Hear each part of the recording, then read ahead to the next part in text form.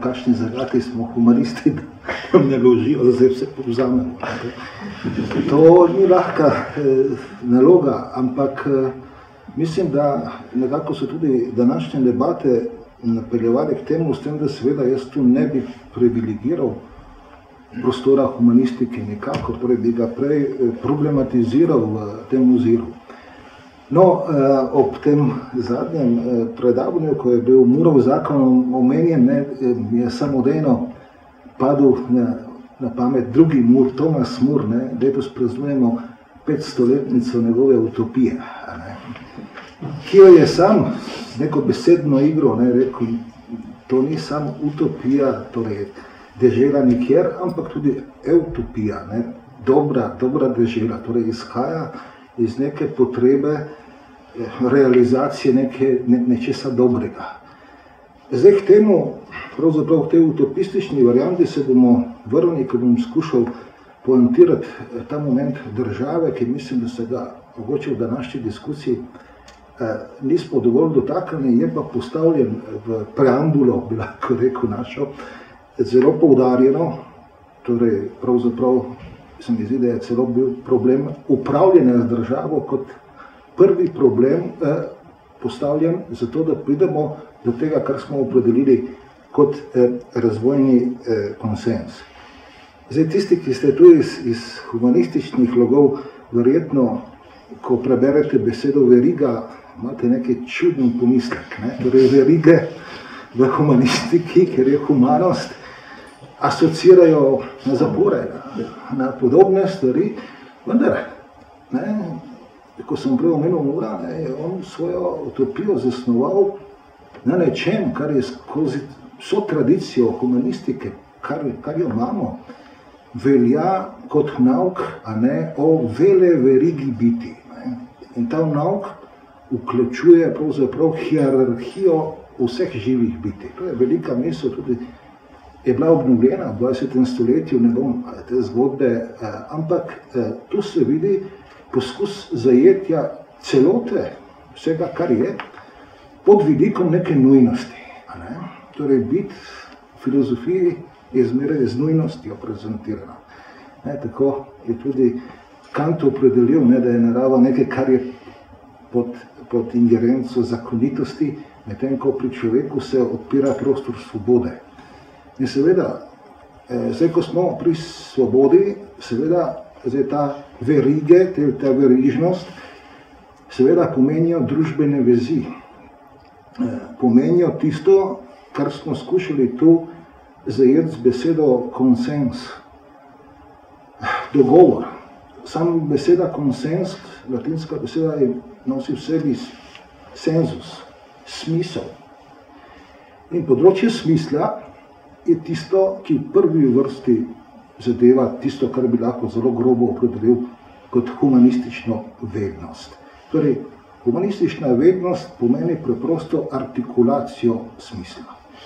In prav tako indikativno je bilo v prejšnjih predavanjih, tudi v filmu, ki smo ga videli, na koncu vprašanje, kaj je pa smisel.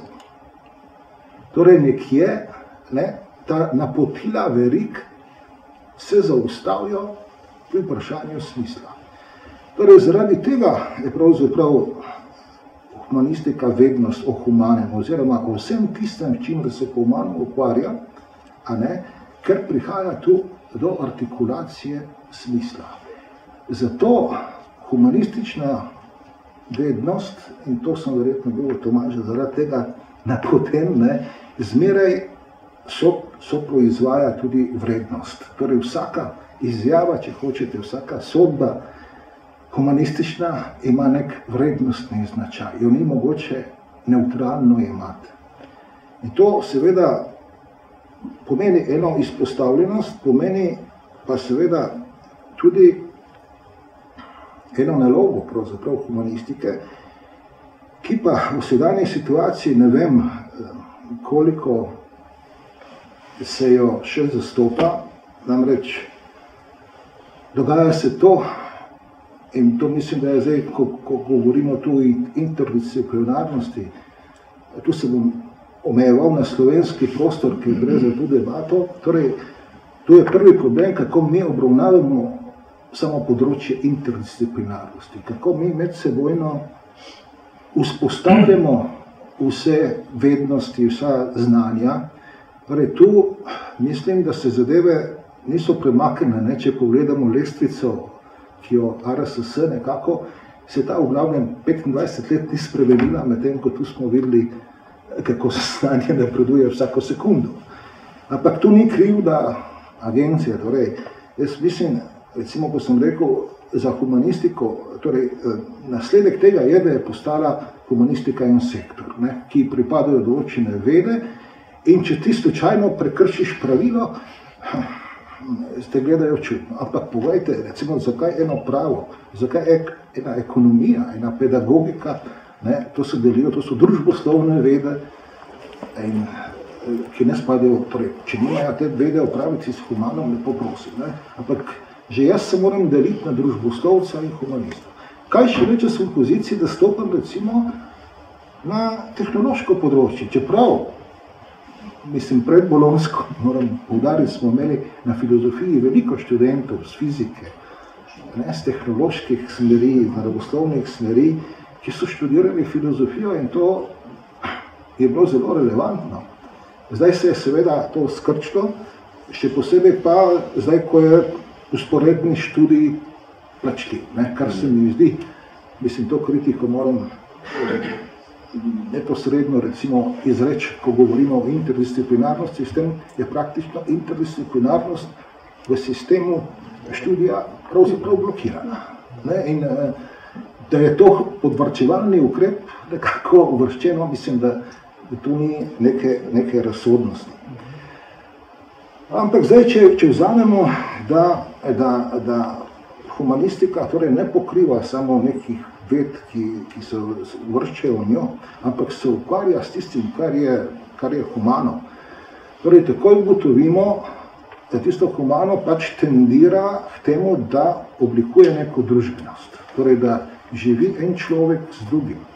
Torej, stvar konsenza je v tem, da si mi ne samo delimo nekega skupnega sveta, ampak da moramo vzpostaviti tudi vrednosti, po katerih bomo vzpostavili razmerja. In tu pa pridemo torej zdaj do situacije, torej jaz se bom omejil na problematiko, ki zadeva Slovenijo, oziroma tisto, kar sem uvodoma rekel, kar zadeva državo, in bom probal primer nekega možnega sodelovanja humanistike v današnji diskusiji o problemu človeštva, tako rekoč, v tem oziru začrtati. Če govorimo zdaj o smislu, v smislu projektiranja družbe, ni važno zdaj, kakšen element utopičnosti ali pa topičnosti v njem, potem imamo tu smiselno opraviti po eni strani s postavljanjem ciljev, da so nam jasni cilji tega razvoja, ampak, in to je pogosto, da se omejujemo zgolj na cilje, kot humanist pa moram reči, poleg ciljev imamo tudi smotre. Torej mi, kot smo videli že iz prikazanega, lahko si zastavimo cilj krožne proizvodnje, ampak ta vključuje recimo sonaravni razvoj.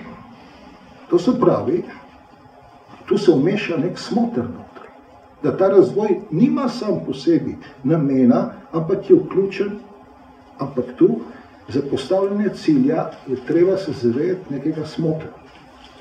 Že sploh, ko mi govorimo o razvoju, torej razvoj vključuje, da smo mi obrnjeni v prihodnost. Tu je smisel. Namreč, zakaj je treba to opozoriti? Ker tu je bilo deloma ob tej predstavitvi torej, statističnih podatkov tega stanja razvoja v Sloveniji, je bila omenjena beseda pesimizem. Da Slovenci smo po vseh anketah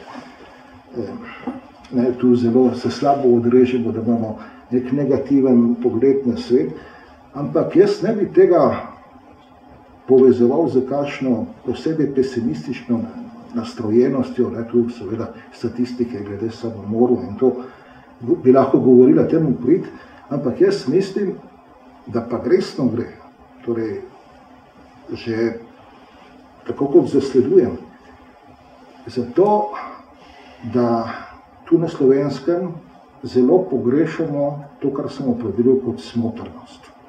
Zgublja se smotrnost delovanja, zgublja se smotrnost pravzaprav ukvarjanja s tistim, kar nam je bilo primarno. Recimo ta podatek, da je direktor Celjske banke, ki, kot sem prav razumel, se je zavzemal za pozitiven cilj, da je tako končal, zdaj bomo rekli, da je bil pesimist. On ni mogel od tistem, kar se mu je zdelo kot smotr, ni mogel ciljno delovati. Mu je bilo to preprečeno. Torej, zdaj, ko govorimo, potem recimo, če imamo tako humanisti kot tehnična inteligenca, razpolagamo znanjem in aplikacijo znanja, potem seveda to pomeni, da tisto, kar imenujemo družba znanja, je lahko zelo problematično, če mi računamo na to, da bo znanje rešilo vse družbene konflikte. Ker to pomeni, da mi postavljamo samo cilje, ki lahko obvisijo in bi bila to neka nova varianta Murove utopije, ne da bi bili pozorni na smotre. Tu se bom, ker sem že uvodoma omenil vele verigo biti, se lahko sklicujem na Aristotela. Prej je bilo omenjeno, da lahko humanistika prispeva etiko k razpravi današnji. Jaz mislim, jaz se bojim, da je etika sam etiketa. Sam etiketa, kjer se pravi poskus in interdisciplinarnega povezovanja in reševanja problema te družbe znanja se ga zakrije. Torej, da se ustvari, lahko, in zdaj, recimo v Sloveniji konkretno, ta etika doživlja že take, da prihaja že v mistiko. Jaz bi opozoril, recimo, da se še enkrat prebere, kaj piše recimo v Nikomahovi etiki Aristotelovi. Kajti tam je opredeljena recimo ta razlika med cilji in smotri, kot sem rekel, je opredeljena kot razmerje med naravstvenimi, Aristotel pravi etičnimi in razumskimi vrlinami, torej vrednotami. To je tisto, kar drži njegovo etiko, torej vprašanje, kaj je vrednost. Medtem, ko danes se etika pravzaprav opira zgolj na to, da je šele tisto, kar sledi nekemu delovanju. Po Aristotelu je vrlina tisto, kar uravnava vsako moje delovanje, ne pa, da bom jaz govoril, a je neko etično dejanje to ali ne. Torej, tu moramo biti pozorni, ko gre za to razmerje do humanistike, da ne bi to preveč za področjem etike. To je isto, kot da bi estetizirali tudi to področje, recimo aplikacije same tehnologije, recimo na področje umetnosti, pa ustvarjalnosti nasploh. In zaradi tega sem se osredotočil tu, kar zadeva problem humanistike. Mislim, da je ključno vprašanje današnje humanistike je tisto vprašanje, in to se zdaj zadnje dni, pa zadnji mesec precej izkazuje, vprašanje, kaj je država. Torej, v Evropi smo mi to vprašanje izgubili. Zdaj ne bom šel analizo, lahko bi šel analizo od Prve svetovne vojne, Druge svetovne vojne, pa bi se vrnil še v čas Thomasa Mura. Torej, razlogov za to je veliko, ampak mi, poglejte, ko gre za krize, ko gre za družbene krize, takrat se kriče država na pomoč. A pa zdaj, ko gre za begunsko krizo, torej povsod, vsak in levo in desno se zasleva posredovanje države, učinkovitost države in tako naprej. V humanistiki, torej jaz poslušam, že odkar sem bil študent, da je država presežena. Seveda, vsi globalni trendi, ekonomistični, tehnološki, korporativni in tako naprej, to potrjujejo, samo to, ta definicija, da je država presežena, prihajajo tako od zagovornikov neoliberalizma, kot zagovornikov recimo neokomunizma, če tako rečem. Mi smo pa ostali pravzaprav na suhem, popolnoma, da ugotovimo, s čim imamo sploh opraviti, ko rečemo država. In mislim, da je to vprašanje v Sloveniji in v Evropi postalo tako kritično, da ogroža delovanje demokracije. Torej jaz, a konec koncev, mislim, ko sem premleval te stvari in tudi etiko, politiko, torej nauke skozi zgodovino in danes, je pravzaprav nemogoče obdržati demokratični sistem. To se pravi družbo, ki je utemeljena na konsenzu, ne da razvijaš državo, ne da razvijaš upravljanje z državo. To sta dva procesa, ki morata iti paralelno. Zdaj, če mi pogledamo zadnjih 25 let, odkar imamo to državo, torej lahko ugotovimo tu velike primanjkljaje, ki imajo svoje nasledke in na področju šolstva, in na področju aplikacije znanja v gospodarstvo in na standardu ljudi. Torej, tu smo tudi slišali neko zelo problematično zadevo, kako pravzaprav nam direktive EU narekujejo, kako gospodarno ravnati. Torej, če ti je naloženo kot gospodarju, da boš prodajal, potem tu se nastopi vprašanje državne suverenosti. Vendar mislim, da je bil to, torej jaz ne bi šel tu v neko zunanjo obsojenje, mislim, da je bila napaka narejena takrat, ko smo se pripravljali za vstop v Evropsko skupnost. Takrat so na mene uvrščili med pravzaprav nasprotnika. Čeprav sem jaz verjetno, 70% mojih tekstov napisal v veliko podporo evropskemu združevanju, ampak evroskeptik sem bil zato, ker sem trdil, da mi pravzaprav nismo pripravljeni, da mi nimamo nobene pripravljenosti, da postavimo svoje interese ob vstopu v Evropsko skupnost. Torej, filozofsko izraženo, kot subjekt smo šli v Evropsko skupnost, kot substanca smo ostali tu. In zato, po mojem, se izraziti ti problemi, ki smo jih tudi schematično prej videli, javljajo paradoksno po vstopu v Evropsko skupnost, celo potem, ko predsedujemo tej skupnosti. Kar je paradoksno. Pravzaprav, da ko smo na najvišji stopni, ko imamo državo, pa to pravzaprav naletimo na največji rop v naši zgodovini. Kako je to? In jaz mislim, da se tu pravzaprav, da je eden ključnih vzvodov je bilo pravzaprav neupravljanje, pa nedovoljšno, pa nemar upravljanje z državo. S čimer pa jaz seveda ne bi krivil sam politike. Politika je verjetno tudi nasledek nekih seveda gibanj, seveda potem, da tudi sama vzame zagon, da spravi državo pod svojo oblast, namesto da bi svojo oblast postavila vlast države.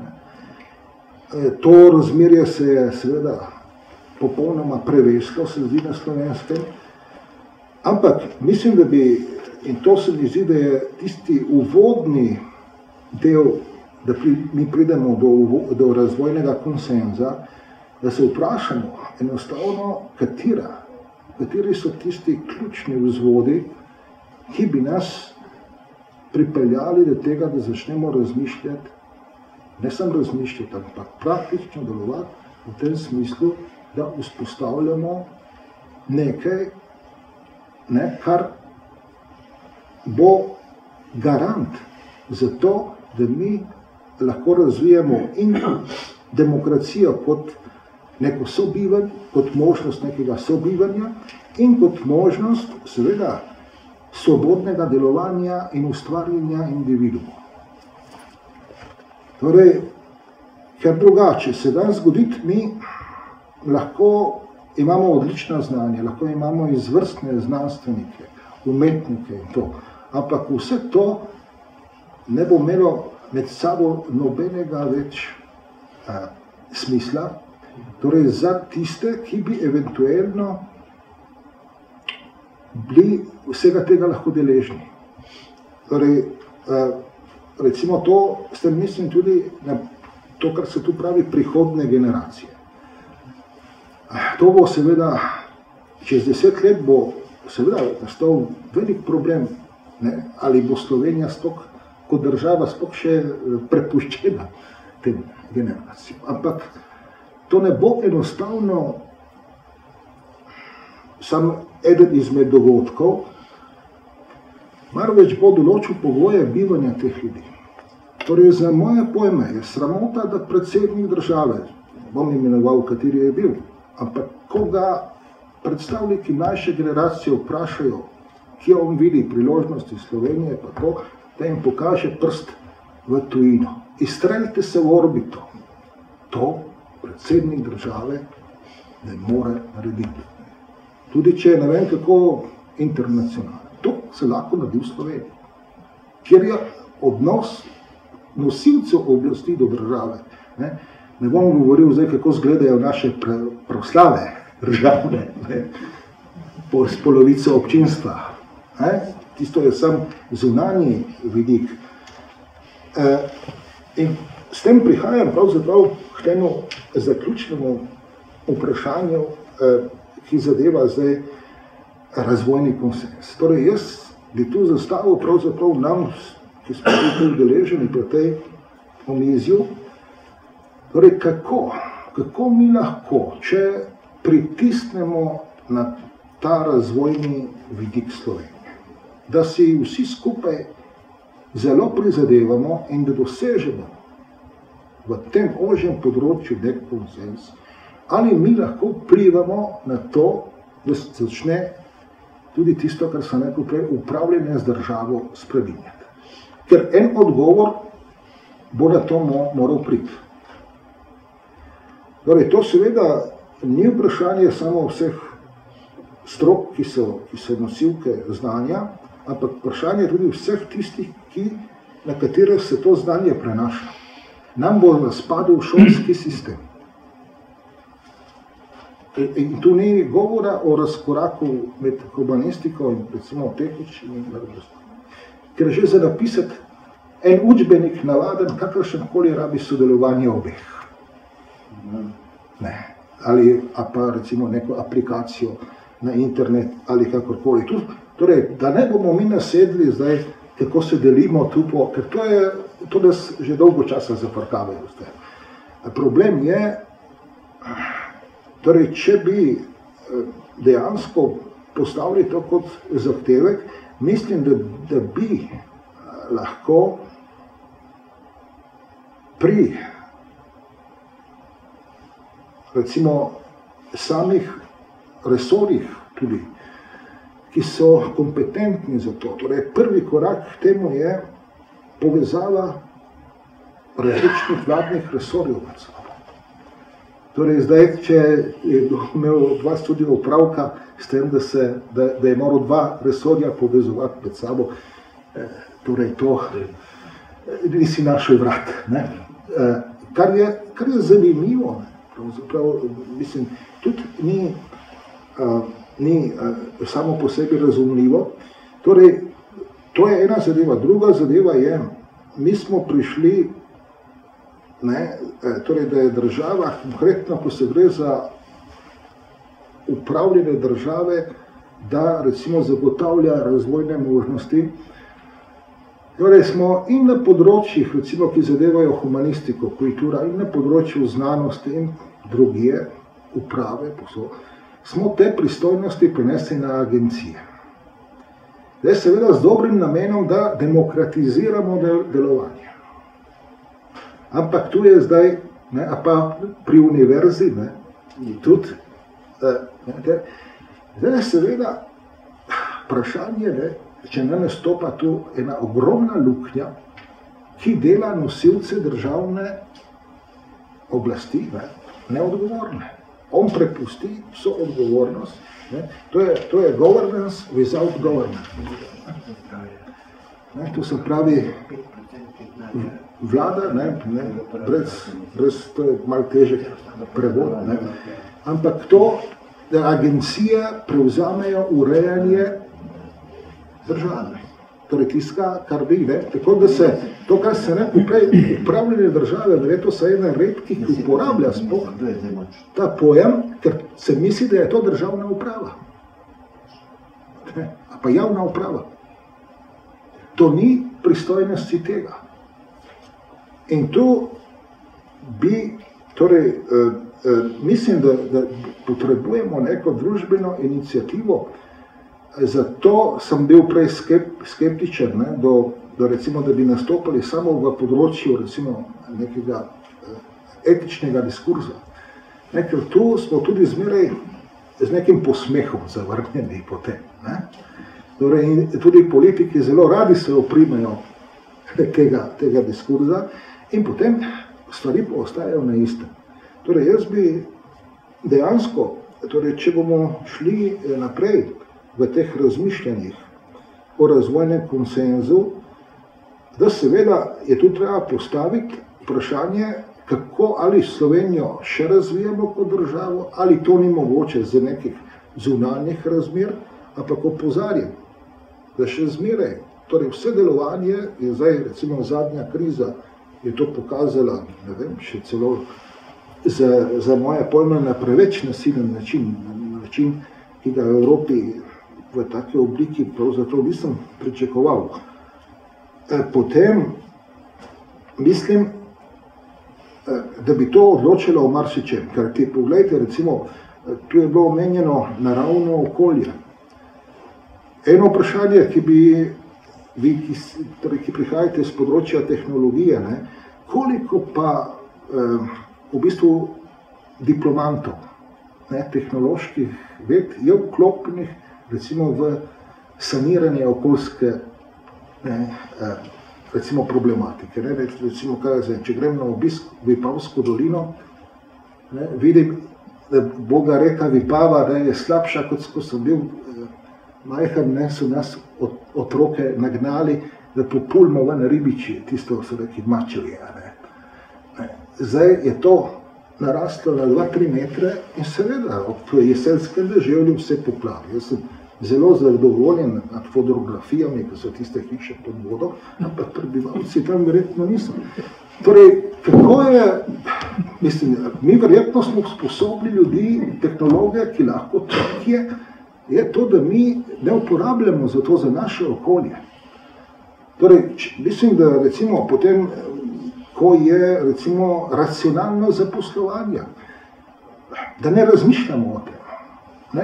Če je okolje dejansko tisti ključni člen, brez katerega pa celotna razvojna veriga ne more funkcionirati. Torej, to je eno vprašanje. Drugo vprašanje, recimo, ni samo naravna dediščina, imamo kulturno dediščino. Torej, recimo, eno področje, kot je turizem, ko se sprašujemo recimo o uporabnosti humanistike. Torej, prva uporabnost je neposredna v vseh stopnjah izobraževanja, ampak druga uporabnost, turizem, danes brez ne more obstajati, ker rabimo muzeje, rabimo neko skrb za kulturno dediščino in ni vseeno, ne vem, ali bomo, ne vem, nek samostan v Žičah porušili in naredili tam en hotel modern, ali pa, da si bomo prizadevali rekonstruirati recimo ta kompleks, ki bi lahko fantastično povezoval recimo nek element kulturne tradicije. Torej, en element naše prisotnosti v Evropi, ki je nekje indikativen. Torej, zgodbe bi se lahko pisale celo o tem. a bi ne bil tam prostor recimo za en krasen tehnološki park, da bi se to nadgradilo. Ne? Zdaj, seveda, mi zgradimo vesoljni center kot umetniški projekt.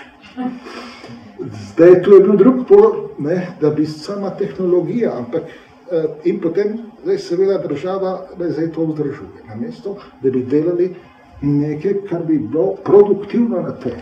Torej, tu so zdaj ta vprašanja, ampak to je očitno, da je tu potrebno združiti torej, različne discipline med sabo, ampak to mislim, da bo lahko delovalo samo, če bo zelo velik apel. Da se moramo odgovoriti, ali hočemo to državo, ali je odveč, ali je preseženo. Torej, ne moramo se pa še nadalje motati okrog tega, ker to mislim, da potem karkoli bomo poskušali kot neko inicijativo, bo nekje obviselo. Hvala lepa za pozornost.